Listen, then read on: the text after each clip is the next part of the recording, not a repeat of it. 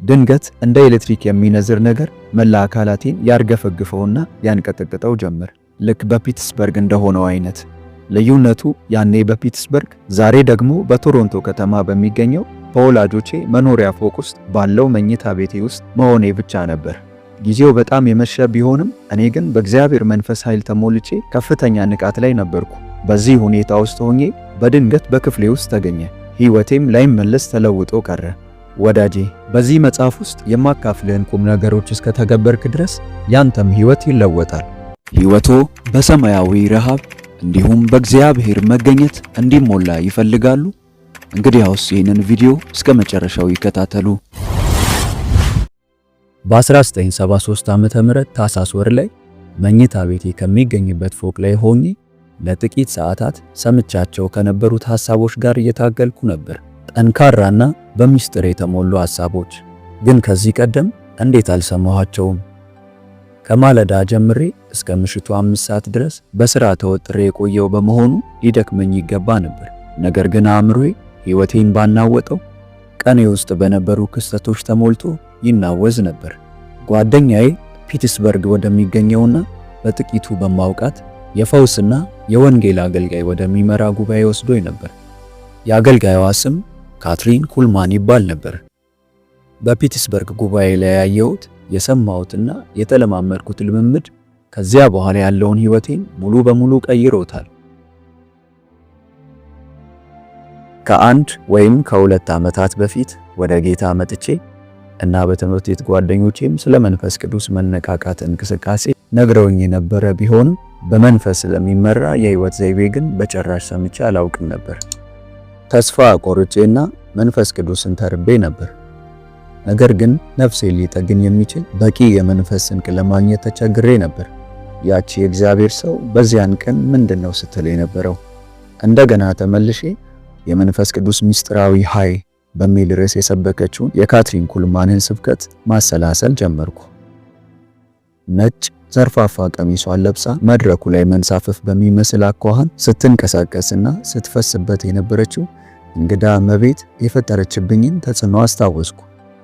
ፕሮግራሙ ከመጀመሩ በፊት ለ2 ሰዓታት፣ በፕሮግራሙ ውስጥ ደግሞ ለ1 ሰዓት ያህል አሁን ላስበው አስፈሪ በሚመስል ደረጃ የተርገፈገፍኩበትንና የተንቀጠቀጥኩበትን፣ በአንጻሩም ደግሞ የንጥቀት ቀን በሚመስል የአምልኮ መንፈስ ውስጥ የሰጠምኩበትን ሁኔታ እንዲሁ አስታውሼዋለሁ። ጌታ በእርግጥ በማያጠራጥር መንገድ በዚያ ቦታ መገኘቱን አስተውያለሁ። በስፍራው ላይ መገኘቱ ሰፍኖ ነበር። የጸሎት ሕይወቴ እስከዚያች ሰዓት ድረስ ብዙም የመንፈስ አሰራር በቅጡ እንዳልገባው ክርስቲያን ደከም ያለ ነበር። በፒትስበርጉ ስብሰባ ላይ ግን እኔ ለእግዚአብሔር እየተናገርኩ ሳይሆን እሱ ራሱ እያናገረኝ ነበር። ፍቅሩን እያሳየኝና በምሕረቱና በመልካምነቱ ላይ የነበረኝን እምነት እየጨመረው ነበር። ምን አይነት የተባረከ የህብረት ጊዜ ነበር!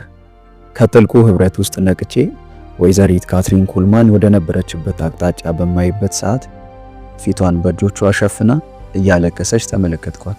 ለቅሶዋ እጅግ ከባድ ስለነበረ በአካባቢው የነበረው እንቅስቃሴ ጸጥ ብሎ የሁሉም ትኩረት የሷ ለቅሶ ላይ ብቻ ነበር። የሙዚቃ መሳሪያው ጸጥ አለ። አስተናጋጆቹም ባሉበት ቀርተዋል። ይህ ከባድ ጸጥታ ለበርካታ ደቂቃዎች ቀጥሎ ነበር። ከዚያም ከመቀስበት ካቀረቀረችበት ቀና ስትል አይኖቿ ነበልባል ሆነው ነበር። የእሳት ነበልባል። እንደዚያ አይነት ሁኔታ አይቼ አላውቅም። ድፍረቷና ግልጽነቷ ከውስጥ የሚመነጭ አስደናቂ ኃይል ነበረው። በመቀጠል ጠቋሚ ጣቷን ወደፊት ስትወነጭፈው እንደ አፈሙዝ ከውስጡ የሚወጣው ኃይል እጅግ ከፍተኛ ነበር። ይህ ብቻም ሳይሆን ህመምና ከፍተኛ ስሜት የሚሰጥ መንካት ከዛ ቀጭን ጣት የተኩስ ያህል ይወጣ ነበር። እንደገና በእንባ እየታጠበች ለቅጽበት ተናገረች። ድምጿ ውስጥ የነበረውን ልዩ ክስተት በምን ቋንቋ መግለጽ እንደሚቻል አላውቅም። እጅግ ኃይለኛ እንደሆነ ብቻ ነው መናገር የምችለው። ንግግሯ እባካችሁ መንፈስ ቅዱስን አታሳዝኑት የሚል ነበር። እንደገና ደገመችው። እባካችሁ መንፈስ ቅዱስን አታሳዝኑት።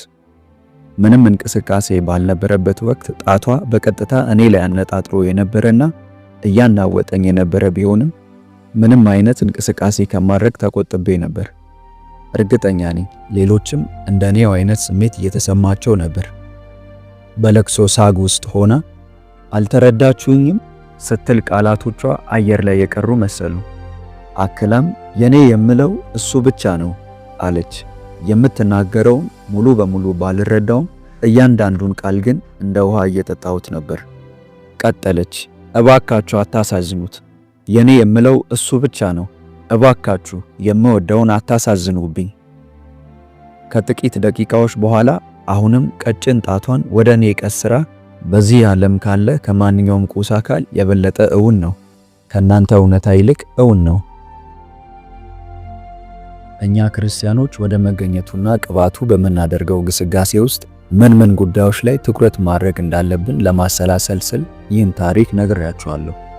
ካትሪን ኩልማን እየተናገረች የነበረው ብዙዎች እንደሚያስቡት ጉም መሳይ ነገር፣ የሆነ የሚንሳፈፍ ነገር፣ ስሜት ስለሌለው ግዑዝ ነገር ወይም አንዳች የማይጨበጥ ነገር ሳይሆን እውን የሆነ ማንነት ስላለው እውንነቱም ካንተና ከእኔ እውንነት በበለጠ ሕያው ስለሆነው ስለ መንፈስ ቅዱስ ነበር።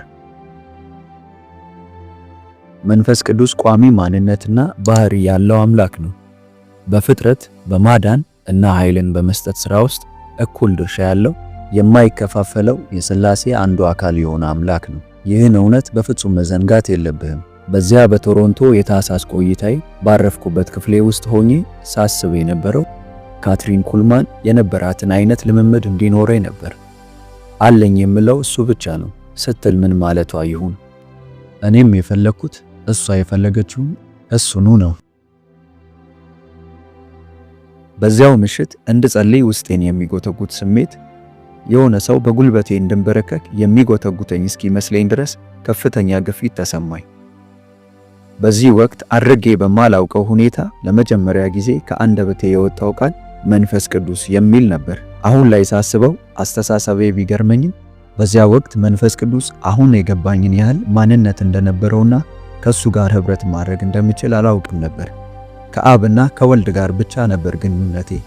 ያለ የሌለ ድፍረቴን ሰብስቤ መንፈስ ቅዱስ ሆይ ካትሪን አንተ ጓደኛዋ እንደሆንክ ትናገራለች፣ እኔ ግን በዚህ ደረጃ አላወቅኩህም። ከዚህ ቀደም እንደማውቅ ነበር የማስበው።